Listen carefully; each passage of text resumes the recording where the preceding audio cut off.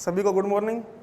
एक बार फिर से जसबीर मेमोरियल एजुकेशनल इंस्टीट्यूट की ऑनलाइन क्लासेज में आपका हार्दिक स्वागत है। विद्यार्थियों, कल हम बात कर रहे थे न्याय के विविध रूप। आपने देखा होगा कल हम बात कर रहे थे न्याय के विविध रूप। न्याय के विविध रूप थोड़ा सा रिवाइज कर देता हूँ। न्याय के विविध रूपों में हमने बताया था कि परंपरागत न्याय का जो स्वरूप था उसमें मुख्यतः न्याय की दो अवधारणाएं प्रचलित थी, एक नैतिक न्याय और दूसरी जो न्याय थी वो कौन सी थी, कानूनी न्याय। लेकिन उसके बाद में हमने बात की थी कि न्याय का जो वर्तमान स्वरूप है वो क्या हो गया, व्यापक हो गया।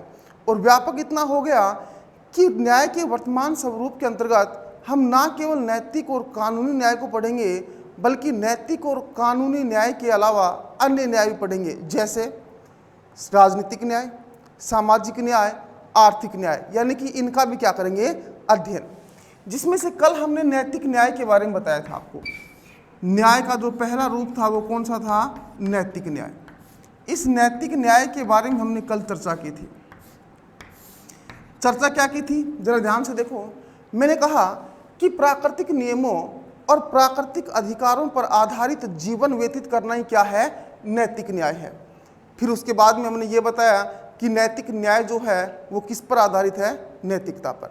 नैतिक न्याय किस पर आधारित है, नैतिकता। लेकिन नैतिकता क्या है, कौन कौन से नैतिक सिद्धांत हैं, मैं कहूँ कि नैतिक सिद्धांत के कौन कौन से गुण हैं जिससे कि हमें ये पता चले कि नैतिक न्याय विद्यमान है या नहीं। तो वो गुण कौन कौन से थे, वो गुण थे सत्य, अहिंसा, करुणा और उदारता। यानी कि सभी राजनीतिक चिंतकों ने नैतिक सिद्धांत के गुण क्या बताए, सत्य, अहिंसा, करुणा, या मैं कहूँ उदारता, या मैं कहूँ कि हमेशा सत्य का प्रयोग करना, या मैं कहूँ प्राणी मात्र के प्रति या जीव मात्र के प्रति क्या कौन सा भाव रखना, दया भाव रखना। ये थी हमारी कौन सी न्याय, नैतिक न्याय। अब हम न्याय का जो अगला स्वरूप पढ़ेंगे वो कौन सा पढ़ेंगे, कानूनी न्याय। न्याय का जो अगला स्वरूप पढ़ेंगे वो हमारा क्या होगा, कानूनी न्याय। कानूनी न्याय। और कानूनी न्याय जो है वो हमने आपको कल भी बताया था कि कानूनी न्याय आपके एग्जाम की दृष्टि से बहुत ही क्या है, महत्वपूर्ण है। क्यों, कल मैंने बताया था कि कानूनी न्याय जो है वो बोर्ड एग्जाम 2018 और 2019 लगातार 2 साल से कानूनी न्याय से प्रश्न पूछा गया। इसका मतलब कानूनी न्याय आपके एग्जाम की दृष्टि से बहुत ही क्या है, महत्वपूर्ण। इसको जरा थोड़ा सा क्या करना, ध्यान से देखना। सबसे पहले कानूनी न्याय की मैं एक छोटी सी परिभाषा लिखता हूं, वो देखो।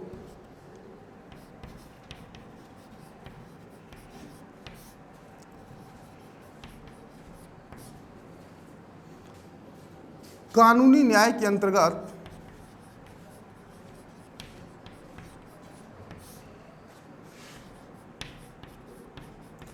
वे सभी नियम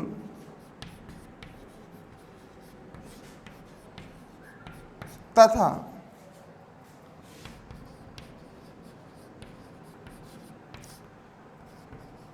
कानूनी व्यवहार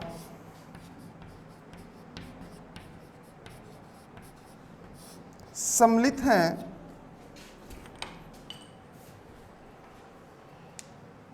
जिनका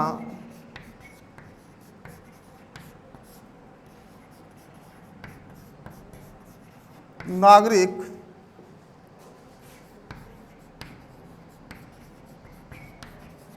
स्वाभाविक रूप से अनुसरण करते हैं।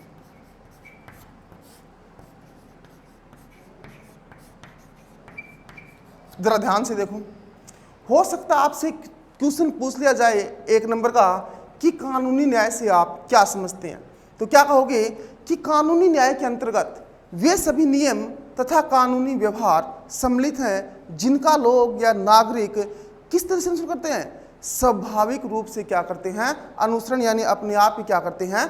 अनुसरण। अब ध्यान से सुनो, अभी वर्तमान में कोरोना जैसी वैश्विक महामारी के कारण देश में लॉकडाउन है।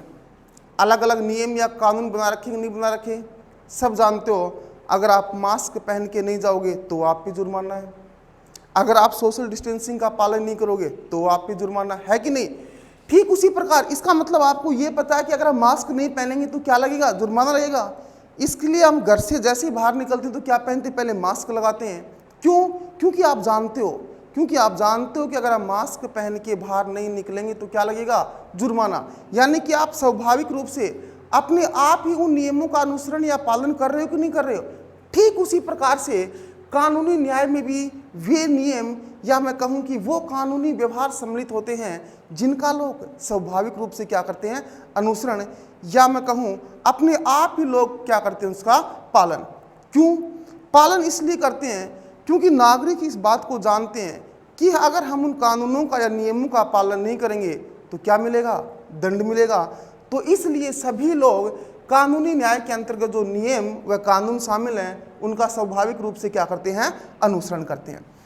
फिर से बोल रहा हूं परिभाषा, कानूनी न्याय के अंतर्गत वे सभी नियम तथा कानूनी व्यवहार सम्मिलित हैं जिनका लोग स्वाभाविक रूप से कहूं या मैं अपने आप क्या कहूं? अनुसरण करते हैं। अब ध्यान से देखना, कानूनी न्याय जो है इस पर मुख्यतः दो बातों पर बल दिया गया है। कानूनी न्याय में मुख्यतः कितनी बातों पर बल दिया गया है? दो बातों पर।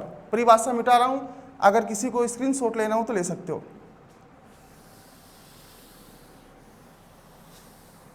ध्यान से देखो, मैंने कहा कि कानूनी न्याय में मुख्यतः कितनी बातों पर बल दिया गया है? दो बातों पर बल दिया गया है। दो बातों पर बल दिया गया है। पहली बात, ध्यान से सुनना, ये दोनों बात बहुत इंपॉर्टेंट है आपके लिए।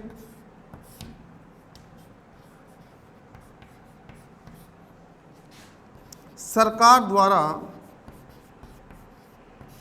निर्मित कानून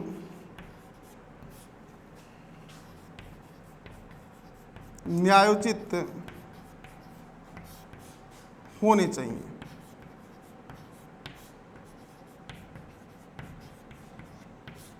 देखो मैंने क्या कहा, सरकार द्वारा निर्मित कानून जो है वो कैसे होने चाहिए? न्यायोचित, या मैं कहूं कि सही होने चाहिए। कानून गलत नहीं होने चाहिए। सरकार जिन भी कानूनों का निर्माण करती है वो कानून क्या होने चाहिए? सही होने चाहिए, उचित होने चाहिए, जनता की दृष्टि से क्या होने चाहिए? जनता के हित में होने चाहिए।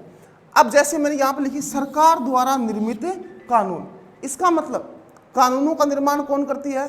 सरकार। लेकिन सरकार का वो कौन सा अंग है जो कानूनों का निर्माण करता है? बहुत इंपॉर्टेंट क्वेश्चन है, कई बार पूछा गया है। कौन सा अंग है वो? बीच में एक क्वेश्चन आ गया इसलिए बता देता हूं आपको कि सरकार का जो अंग है वो कौन सा? व्यवस्थापिका है, जिसका कार्य क्या है? कानूनों का निर्माण करना। तो कानूनी न्याय सबसे पहले किस पर बल देगी? कि सरकार द्वारा निर्मित कानून क्या होने चाहिए? न्यायोचित होने चाहिए। दूसरी बात,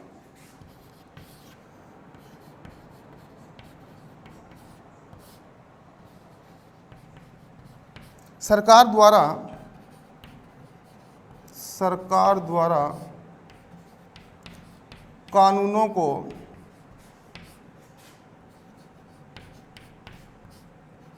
न्यायपूर्ण ढंग से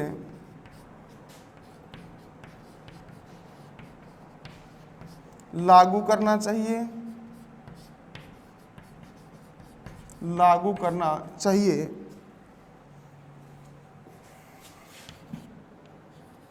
तथा जो व्यक्ति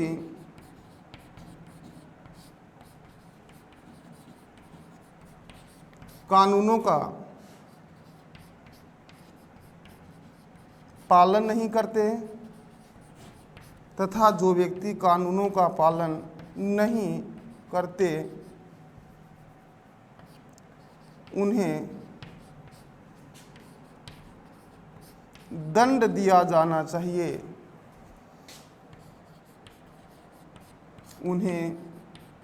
दंड दिया जाना चाहिए। ध्यान से सुनो, मैंने कहा कि कानूनी न्याय जो है वो मुख्यतः दो बातों पर बल देता है। पहली बात, सरकार द्वारा निर्मित कानून क्या होने चाहिए, न्यायोचित होने चाहिए, सही होने चाहिए, उचित होने चाहिए, जनता के हित में होने चाहिए। दूसरी बात क्या है कि सरकार के द्वारा जो भी कानून बनाए गए हैं, सरकार ने क्या बनाए हैं, जो भी कानून बनाए हैं, सरकार को उन कानूनों को न्यायपूर्ण ढंग से, यानी कि सही तरीके से, कानूनी तरीके से, सरकार को उन कानूनों को न्यायपूर्ण ढंग से क्या करना चाहिए, लागू करना चाहिए। तथा जो व्यक्ति कानूनों का पालन नहीं करते, या मैं कह सकता हूं कि जो व्यक्ति कानून का क्या करते हैं, उल्लंघन करते हैं, उन व्यक्तियों को क्या दिया जाना चाहिए, दंड दिया जाना चाहिए। ये हुई आपकी कानूनी न्याय, जो कि आपके एग्जाम की दृष्टि से बहुत ही क्या है, महत्वपूर्ण। कानूनी न्याय को मैं एक बार फिर से बोल रहा हूं, जरा ध्यान से सुनना। सबसे पहले कानूनी न्याय, मैंने कहा कि कानूनी न्याय में वे सभी नियम या कानूनी व्यवहार सम्मिलित होते हैं जिनका नागरिक स्वाभाविक रूप से या अपने आप क्या करते हैं, अनुसरण। कानूनी न्याय में मुख्यतः दो बातों पर बल दिया गया। पहली बात, सरकार के द्वारा निर्मित जो कानून है वो क्या होने चाहिए, न्यायोचित होने चाहिए। और दूसरी कौन सी बात पर बल दिया, दूसरी बात क्या है कि सरकार के द्वारा अपने द्वारा बनाए गए या निर्मित कानूनों को न्यायपूर्ण ढंग से कहूँ या सही ढंग से क्या करना चाहिए, लागू करना चाहिए। तथा जो नागरिक इन कानूनों का पालन नहीं करते, या मैं कहूँ किन कानूनों का उल्लंघन करते हैं, उनको क्या दिया जाना चाहिए, उनको दंड दिया जाना चाहिए। तो ये हुई हमारी कौन सी न्याय, कानूनी न्याय। एक न्याय हुई हमारी नैतिक न्याय, और न्याय का जो दूसरा स्वरूप है वो हमने कौन सा पढ़ा, कानूनी न्याय। अब हम न्याय का जो तीसरा स्वरूप पढ़ेंगे वो क्या होगा, राजनीतिक न्याय। तो न्याय का जो तीसरा स्वरूप होगा वो हमारा क्या होगा, राजनीतिक न्याय। नंबर 3,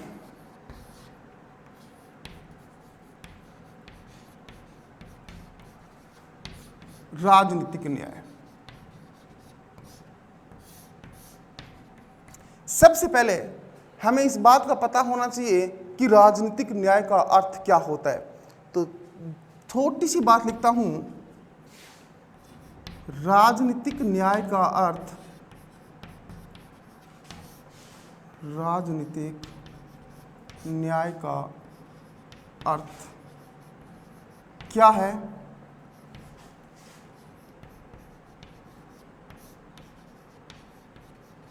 राज्य के कार्यों में जनता की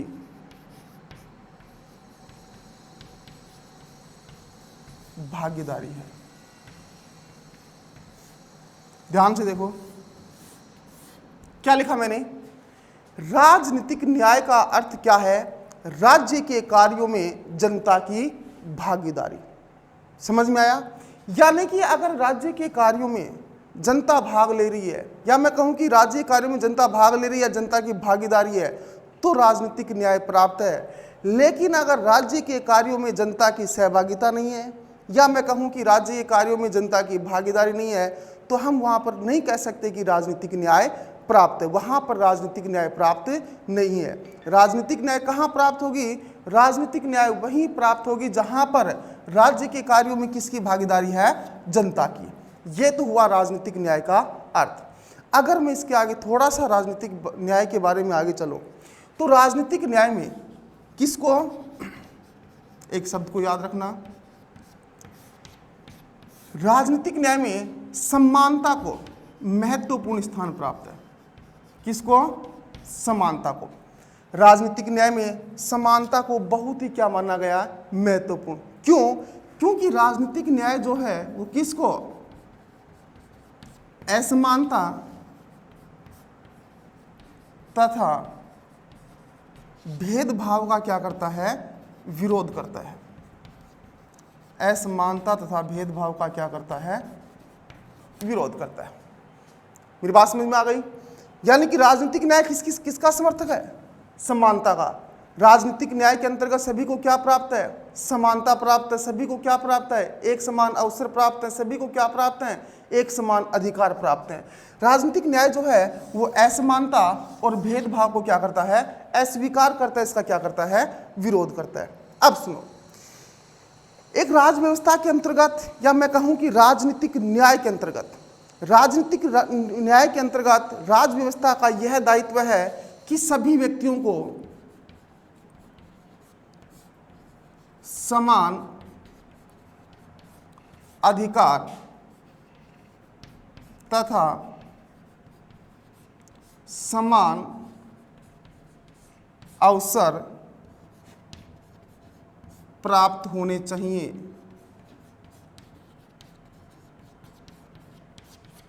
अब देखो, मैंने कहा कि राजनीतिक न्याय का अर्थ है राज्य के कार्यों में जनता की भागीदारी, कि राज्य के कार्यों में जनता भागीदारी कर रही है कि नहीं, या मैं कहूं कि राज्य के कार्यों में जनता भाग ले रही है या नहीं। अगर जनता राज्य के कार्यों में भाग ले रही है तो वहां पर राजनीतिक न्याय विद्यमान है, और अगर राज्य के कार्यों में जनता भाग नहीं ले रही तो वहां पर राजनीतिक न्याय विद्यमान नहीं है। फिर हमने बताया कि राजनीतिक न्याय में किसको महत्वपूर्ण स्थान प्राप्त है, समानता को। क्यों?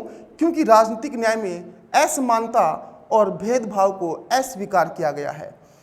राजनीतिक न्याय के अंतर्गत एक राज्य व्यवस्था का यह दायित्व है कि सभी व्यक्तियों को एक समान अधिकार तथा एक समान अवसर क्या होने चाहिए, प्राप्त। अब राजनीतिक न्याय के अंतर्गत जो सबसे इंपॉर्टेंट बात है वो क्या है, ध्यान से सुनो। मैंने कहा कि राजनीतिक न्याय का अर्थ क्या है, राज्य के कार्यों में जनता की भागीदारी। राज्य के कार्यों में किसकी भागीदारी, जनता की। तो वो कौन कौन से साधन है, वो कौन कौन से तरीके हैं जिसके माध्यम से जनता राज्य के कार्यों में क्या करेगी, भागीदारी करेगी। या हम कहें कि हम वो कौन कौन से तरीके हैं जिन तरीकों के माध्यम से हम जनता किसके काम में भाग लें, राज्य के कार्यों में क्या ले, भाग ले। या मैं दूसरे तरीके से कह सकता हूं कि राजनीतिक न्याय जो है उसको प्राप्त करने के साधन कौन कौन से हैं। तो राजनीतिक न्याय में एक बात याद रखना, अब मैं लिखूंगा राजनीतिक न्याय को प्राप्त करने के साधन।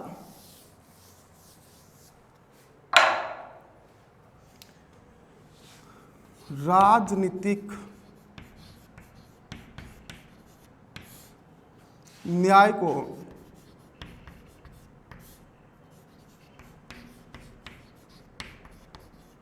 प्राप्त करने के साधन। राजनीतिक न्याय को प्राप्त करने के साधन नंबर 1, कौन कौन से साधन हैं? सबसे पहले मैंने आपके सामने लिखा वयस्क मताधिकार।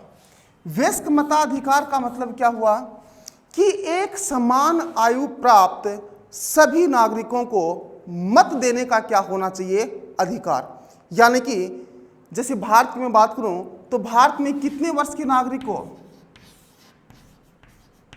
भारत में 18 वर्ष की आयु प्राप्त प्रत्येक नागरिक को क्या माना गया है, वयस्क माना गया है। यानी कि भारत में 18 वर्ष की आयु जिसने प्राप्त कर ली है उस प्रत्येक व्यक्ति को क्या देने का अधिकार है, मत देने का अधिकार है। अगर आप मत दे रहे हो, अपने मत का प्रयोग कर रहे हो, या मैं कहूं कि वोट डाल रहे हो, तो निश्चित रूप से आप राज्य के कार्यों में क्या कर रहे हो, भागीदारी कर रहे हो। ऐसा तो नहीं कि किसी व्यक्ति को तो 18 वर्ष की आयु में वोट डालने का अधिकार मिल गया और किसी को नहीं मिला। इसीलिए तो मैंने यहाँ पे एक बात लिखी थी कि राजनीतिक न्याय में सबसे महत्वपूर्ण स्थान किसका है, समानता का। क्यों?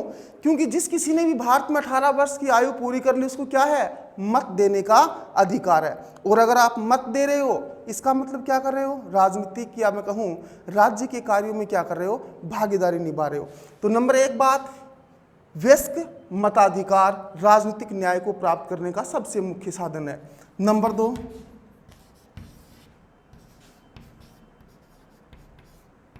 विचार एवं अभिव्यक्ति की स्वतंत्रता। विचार एवं अभिव्यक्ति की स्वतंत्रता, इसका मतलब आप अपने विचारों को किसी दूसरों के सामने क्या कर सकते हो, प्रकट कर सकते हो। अगर आपको अपने विचार प्रकट करने का अधिकार है, आपके ऊपर किसी प्रकार की कोई पाबंदी नहीं है, तो भी आप निश्चित रूप से राज्य के कार्यों में क्या कर रहे हो, भागीदारी निभा रहे हो।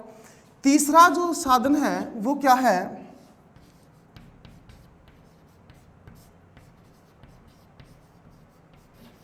बिना किसी भेदभाव के,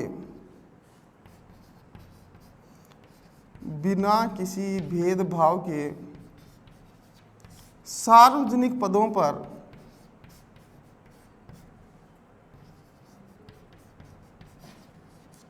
आसीन होने का अधिकार, आसीन होने का अधिकार।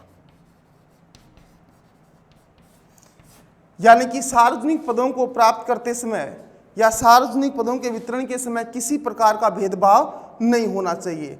तो ये हमारे क्या हुए, राजनीतिक न्याय को प्राप्त करने के साधन। राजनीतिक न्याय को एक बार फिर से देखिए। सबसे पहले मैंने कहा कि राजनीतिक न्याय का अर्थ क्या है। राजनीतिक न्याय का अर्थ है राज्य के कार्यों में जनता की भागीदारी। यानी कि अगर जनता राज्य के कार्यों में भाग ले रही है तो वहां पर राजनीतिक न्याय विद्यमान है, और जनता भाग नहीं ले रही तो राजनीतिक न्याय विद्यमान नहीं है। उसके बाद में मैंने बताया कि राजनीतिक न्याय में समानता को सबसे क्या माना है, महत्वपूर्ण, तथा असमानता और भेदभाव को क्या किया गया है, अस्वीकार किया गया। फिर हमने बात की कि एक राज्य व्यवस्था के अंतर्गत राज्य का यह दायित्व है, या मैं कहूं कि राजनीतिक न्याय के अंतर्गत राज्य का यह कर्तव्य है कि सभी व्यक्तियों को क्या होने चाहिए, एक समान अधिकार और एक समान अवसर प्राप्त होने चाहिए। उसके बाद में हमने कहा कि राजनीतिक न्याय को प्राप्त करने के कुछ साधन हैं, जैसे वयस्क मताधिकार, विचार एवं अभिव्यक्ति की स्वतंत्रता और बिना किसी भेदभाव के सार्वजनिक पदों पर आसीन होने का अधिकार। तो ये हमारी क्या कंप्लीट हुई, राजनीतिक न्याय। छोटा क्वेश्चन आपसे पूछ सकते हैं 1 या 2 नंबर का कि राजनीतिक न्याय को प्राप्त करने के प्रमुख साधन कौन कौन से हैं, क्या कहोगे आप। नंबर 1 प्रमुख साधन निम्न है, वयस्क मताधिकार, विचार एवं अभिव्यक्ति की स्वतंत्रता और बिना किसी भेदभाव के सार्वजनिक पदों को प्राप्त करने का अधिकार। राजनीतिक न्याय के आगे हमारा जो अगला टॉपिक होगा वो कौन सी न्याय है, सामाजिक न्याय। वो कौन सी न्याय है, सामाजिक न्याय।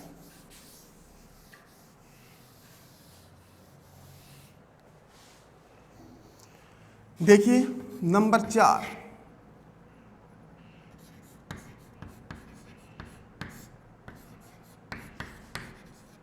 सामाजिक न्याय।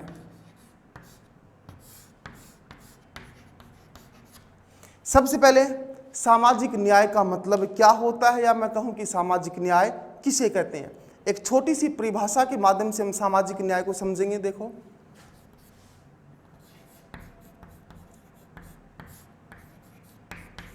सामाजिक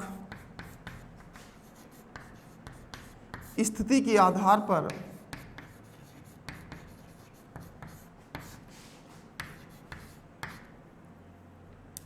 सामाजिक स्थिति के आधार पर किसी भी व्यक्ति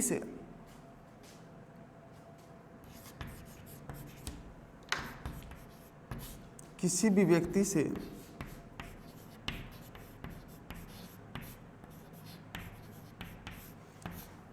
किसी प्रकार का भेदभाव नहीं करना, किसी प्रकार का भेदभाव नहीं करना तथा सभी नागरिकों को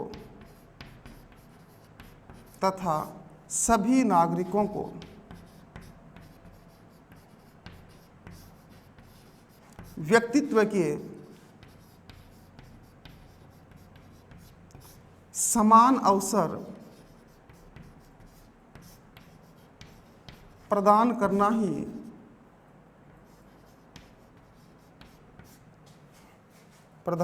ही